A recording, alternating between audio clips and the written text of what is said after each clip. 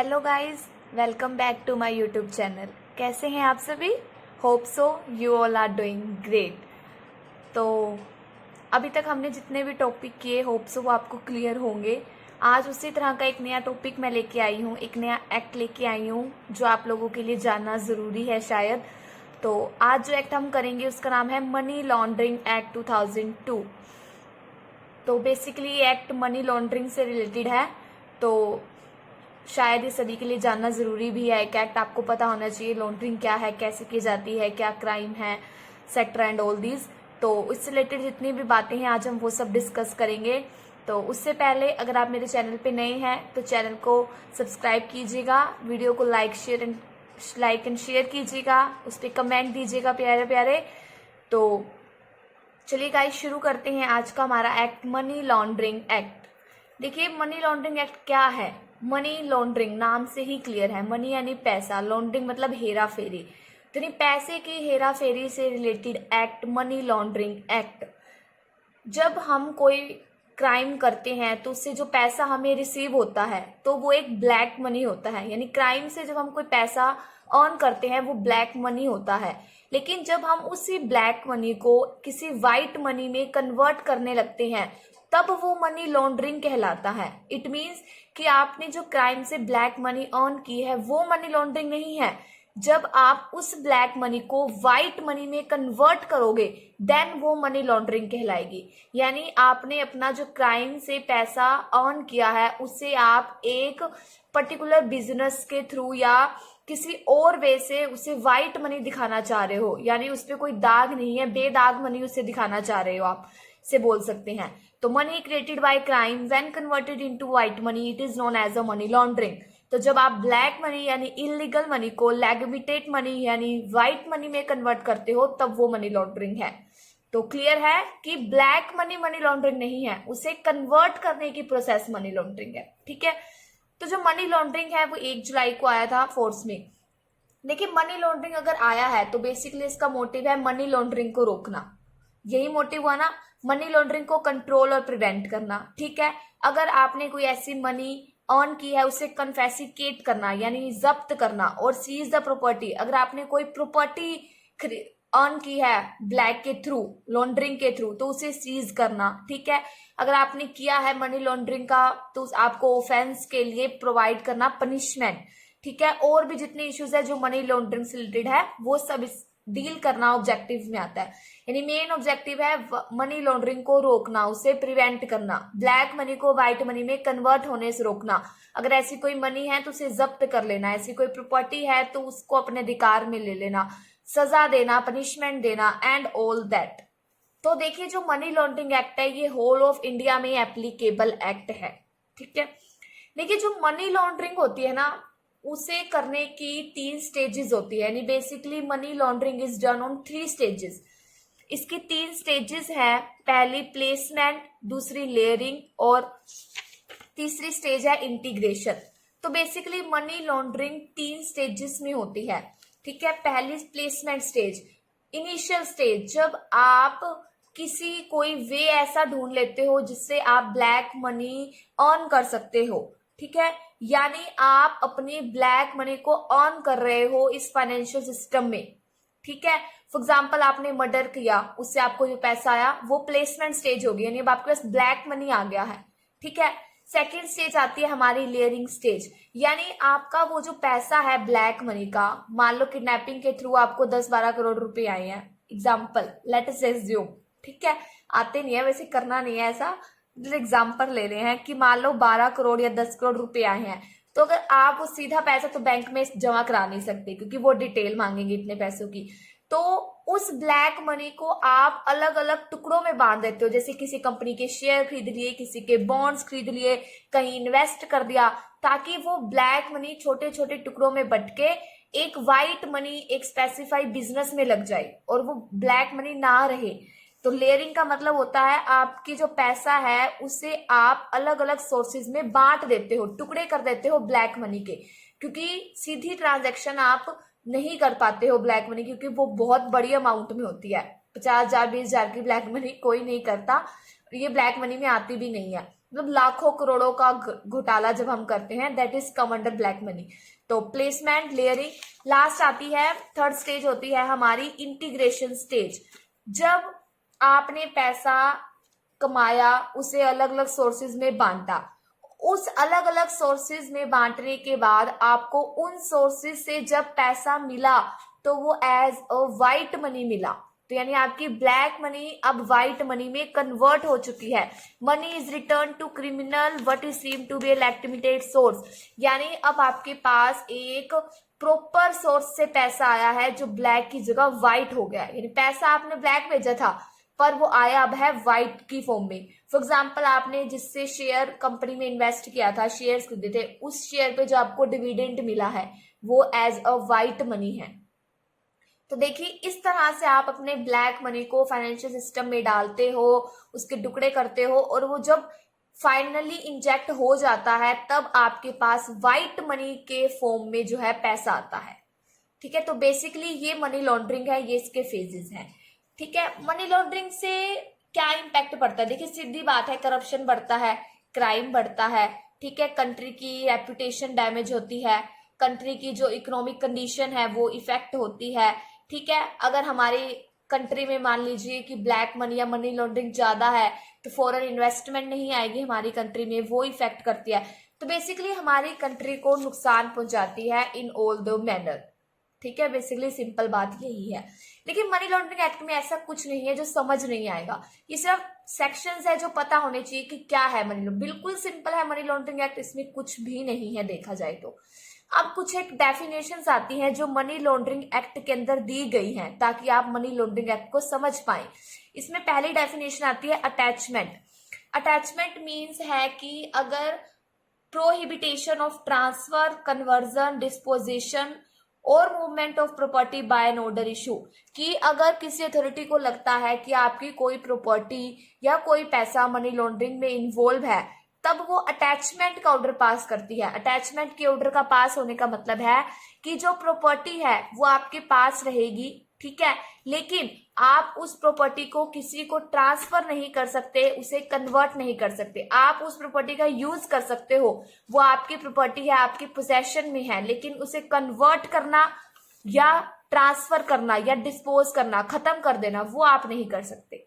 ठीक है, तो इट मीन्स कि आप यूज कर सकते हो, बाकी कुछ नहीं कर सकते उस प्रॉपर्टी का, वो सील्ड है, अटैच्ड है। अटैचमेंट का मतलब ये है यहाँ पे इस एक्ट में। फिर है प्रोसीड्स ऑफ क्राइम, यानी इसका क्या मतलब है? एनी प्रॉपर्टी और एसेट डिराइव्ड और ऑब्टेन डायरेक्टली और indirectly by any person as result of criminal activity relating to schedule offence, कि ऐसी प्रॉपर्टी या ऐसा एसेट जो आपने डायरेक्टली या इनडायरेक्टली किसी ऐसी ऑफेंस या क्रिमिनल एक्टिविटी से जनरेट किया है जो गलत है। तो प्रोसीड्स ऑफ क्राइम का मतलब है कि आपने कोई ऐसी प्रॉपर्टी जनरेट की है जो क्राइम से की है, जो कि गलत है, नहीं करनी थी। यहाँ एक वर्ड दिया गया शेड्यूल ऑफेंस। ये बेसिकली शेड्यूल ऑफेंस क्या है कि मनी लॉन्ड्रिंग एक्ट में 3 आपको पार्ट दिए गए हैं जिसमें शेड्यूल ऑफेंस को डिस्क्राइब किया गया है। ये ऑफेंस 3 पार्ट में डिस्क्राइब है, part A, part B and part C. Part A में जो ऑफेंसेस दिए गए हैं वो क्रिमिनल ऑफेंस है, पार्ट बी में जो दिए गए हैं वो कस्टमर ऑफेंस है, पार्ट सी में मिसलेनियस ऑफेंस है। यानी अगर आप शेड्यूल ऑफेंस के अंदर कोई एक्टिविटी करते हो जो क्राइम से रिलेटेड है, तो शेड्यूल ऑफेंस कौन सा है वो इन 3 पार्ट्स में डिस्क्राइब किया गया है बेसिकली। ठीक है, उसके बाद है बेनिफिशियरी ओनर, कोई ऐसा ओनर जो या तो खुद या किसी के बिहाफ पे कोई ट्रांजैक्शन करता है, तो वो बेनिफिशियल ओनर है। तो बेसिकली ये मेन थी। बाकी जैसे पर्सन कौन है वो तो जैसे नॉर्मल होता है, एचयूएफ है, जीयूएफ, जॉइंट हिंदू फैमिली हो सकता है, इंडिविजुअल हो सकता है, वो सब मेन सब वही है जो होता है। ठीक है, नॉर्मल होता है। ये इंपॉर्टेंट थी जो इस एक्ट में हमें पढ़नी थी। उसके बाद देखिए सेक्शन 3, अब हमारा बेसिकली मनी लॉन्ड्रिंग एक्ट शुरू हो जाता है। यहाँ से डायरेक्टली सेक्शंस चलेंगे, बस सेक्शंस की हेडिंग से ही क्लियर हो जाएगा उसमें क्या है। Section 3 offence of money laundering. Section 3 बताता है कि मनी लॉन्ड्रिंग का ऑफेंस क्या है, यानी कोई अगर क्राइम करता है मनी लॉन्ड्रिंग तो वो कब माना जाएगा क्राइम। तो पहले मैं पढ़ती हूँ, पढ़ने से ही क्लियर हो जाएगा। A person shall be the guilty of offense of money laundering if such person is found to have directly or indirectly attempt to indulge or actually involved in a crime connected with the proceeds of crime. कोई person money laundering करता हुआ तब माना जाएगा अगर वो person directly या indirectly money laundering कर रहा है या इन्वॉल्व है किसी क्राइम एक्टिविटीज में जो प्रोसीड्स ऑफ क्राइम से रिलेटेड है। यानी अगर आपने कोई ऐसा ऑफेंस किया है इनडायरेक्टली या डायरेक्टली जो क्राइम से रिलेटेड है, प्रोसीड्स ऑफ क्राइम के अंडर आता है, वो सब ऑफेंस ऑफ मनी लॉन्ड्रिंग है। प्रोसीड्स ऑफ क्राइम क्या है मैंने आपको बताया, कोई ऐसी एसेट या प्रॉपर्टी को गेन करना जो क्रिमिनल एक्टिविटी से रिलेटेड है। इसमें क्या आता है, किसी प्रॉपर्टी का कंसीलमेंट करना, उसका पोजेशन, उसका एक्वाइजेशन और क्लेमिंग एज अनटेन प्रॉपर्टी, यानी आप किसी प्रॉपर्टी को चुरा रहे हो, उसे जब्त कर रहे हो, ठीक है, या उसे यूज कर रहे हो बिना किसी हक के, या उस प्रॉपर्टी को अनटेन प्रॉपर्टी बता रहे हो, बेदाग यानी वो ब्लैक नहीं है उसे बता रहे हो, तो वो सब प्रोसीड्स ऑफ क्राइम में आता है। और अगर आप ये सब कर रहे हो तो आप मनी लॉन्ड्रिंग करते हुए माने जाओगे, आप उसके गुनहगार हो। हिंदी अच्छी है ना मेरी, बाय द वे, ओके। चलिए, उसके बाद सेक्शन 3 हमें ऑफेंस के बारे में बताता है। देन सेक्शन 4 हमें पनिशमेंट के बारे में बताता है। देखिए, मनी लॉन्ड्रिंग में हमें जो पनिशमेंट मिलती है वो बेसिकली इम्प्रिजनमेंट होती है, जो रिगीरियस होती है। रिगीरियस होता है कि आपको मजदूरी वगैरह या कोई काम करवाया जाता है जेल में, तो आपको जो इम्प्रिजनमेंट मिलती है वो रिगीरियस होती है। अगर आपने मनी लॉन्ड्रिंग के अंदर ऑफेंस किया है जो प्रोसीड्स ऑफ क्राइम से रिलेटेड है, तो आपको जो प्रिजनमेंट मिलेगी वो मिनिमम 3 साल और एक्सटेंड हो सकती है 7 ईयर्स तक। ये प्रिजनमेंट मिलती है विद फाइन जो एक्सटेंड हो सकता है 5 लाख। मिनिमम कितना भी हो सकता है, मैक्सिमम 5 लाख तक हो सकता है। तो अगर आपने ऑफेंस किया है जो प्रोसीड्स ऑफ क्राइम से रिलेटेड है, देन आपको 3 साल की मिनिमम और 7 साल एक्सटेंड हो सकती है विद रिगीरियस इम्प्रिजनमेंट। देखिए, इसमें एक एक्सेप्शन है कि यदि आपने कोई ऐसा ऑफेंस किया है जो narcotic drugs and psychotropic substance act 1985 में इंक्लूड है, अगर आपने इस एक्ट के अंडर कोई ऑफेंस किया है तब आपकी पनिशमेंट 7 की जगह 10 साल तक एक्सटेंड की जाएगी।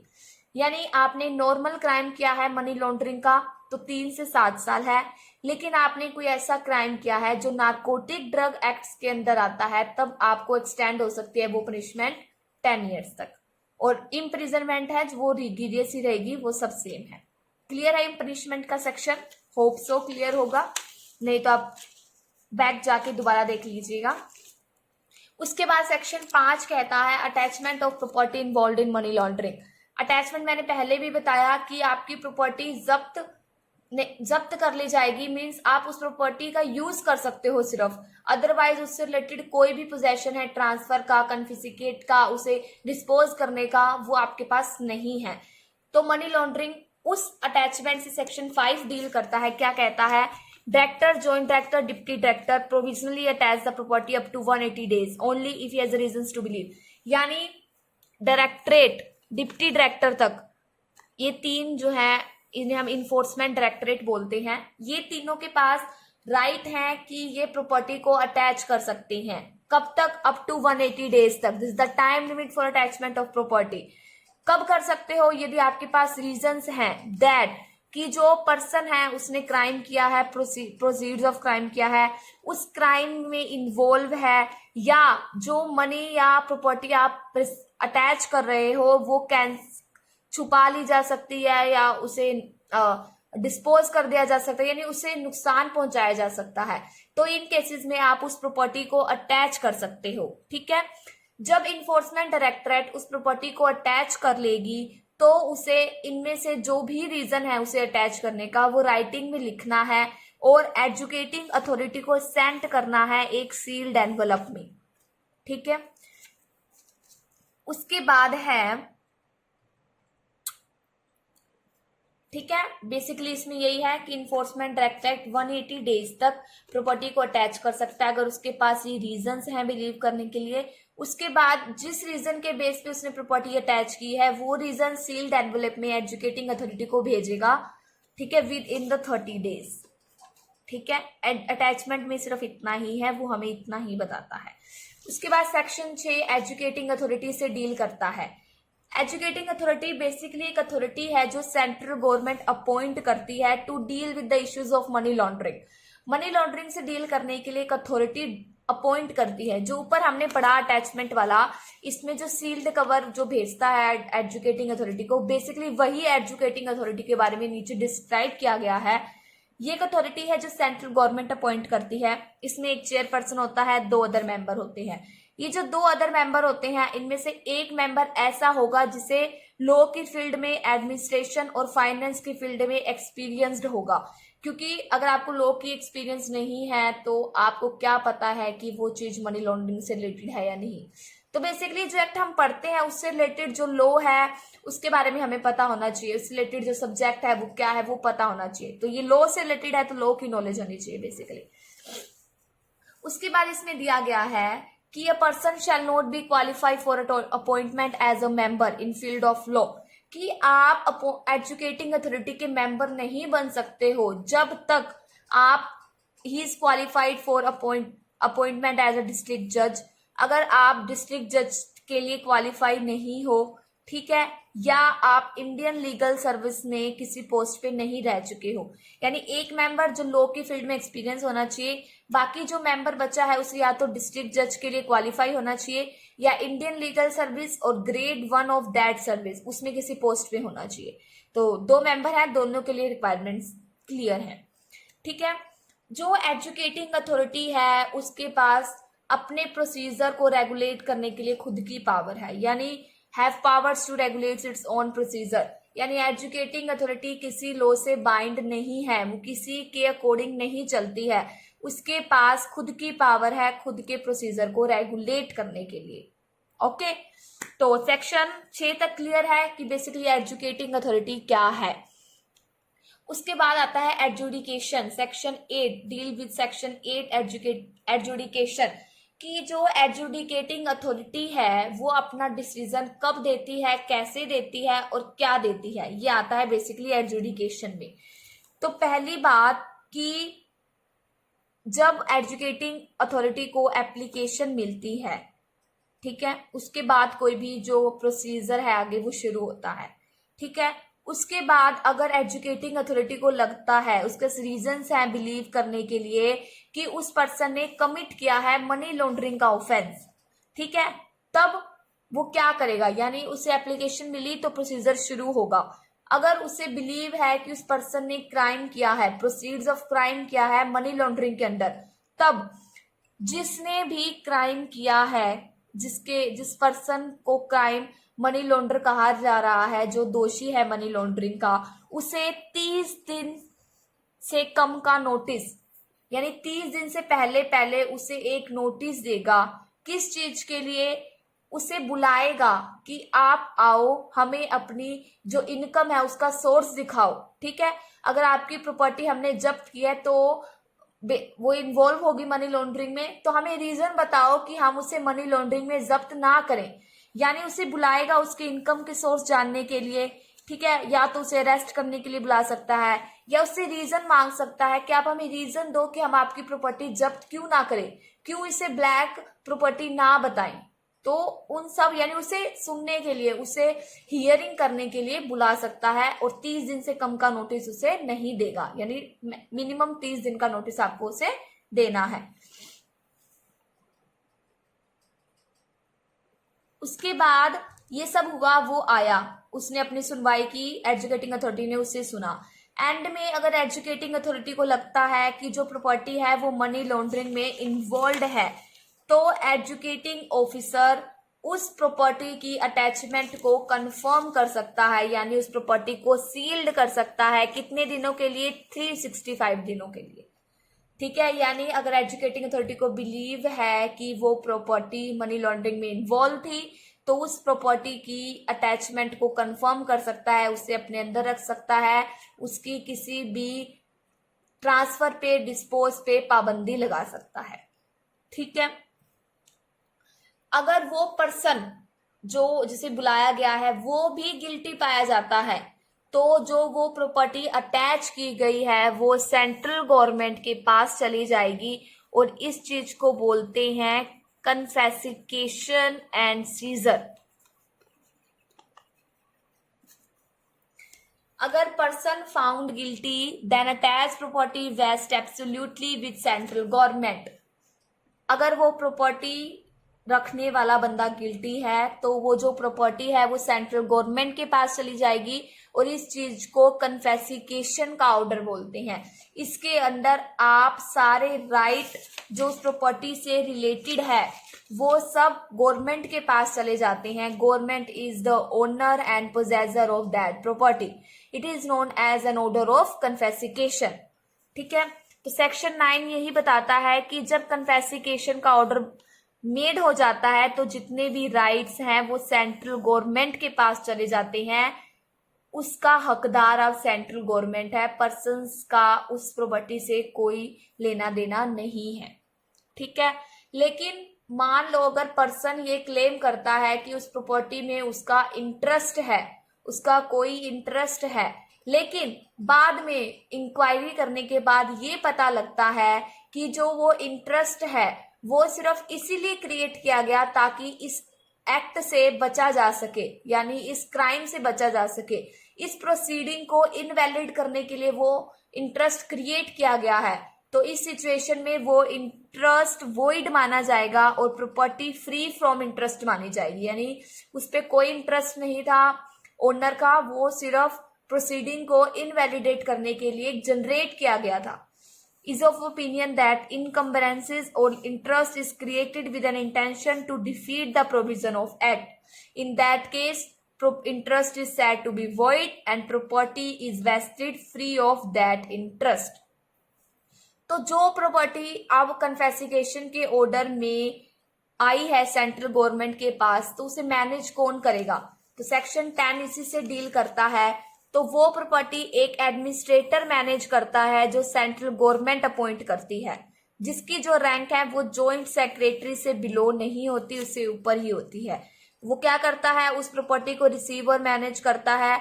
उससे रिलेटेड जितने भी मेजर है, बेचना, करना, उसकी देखभाल जितने भी है, वो सब एडमिनिस्ट्रेटर लेता है जो सेंट्रल गवर्नमेंट अपॉइंट करती है। तो 10 सेक्शन आपको क्लियर होंगे, होप सो आपको क्लियर होंगे। मैंने मेरी तरफ से कोशिश की, इसमें कुछ भी नहीं है, नॉर्मल बातें हैं जो समझने वाली है, वर्डिंग है जो समझने वाली है, तो वो आपको होप सो क्लियर होगी। तो आज की वीडियो में फिलहाल इतना ही। छोटी छोटी वीडियोस के तो हम आगे फिर मिलेंगे और इस एक्ट को 2-1 दिनों में कंप्लीट करेंगे। तो अगर आपको पसंद आया तो प्लीज लाइक शेयर कीजिएगा इसको जितना हो सके। तो thank you and bye bye guys. आज के लिए बस इतना ही, फिर मिलते हैं नेक्स्ट वीडियो में। Stay tune to my channel. Thank you guys.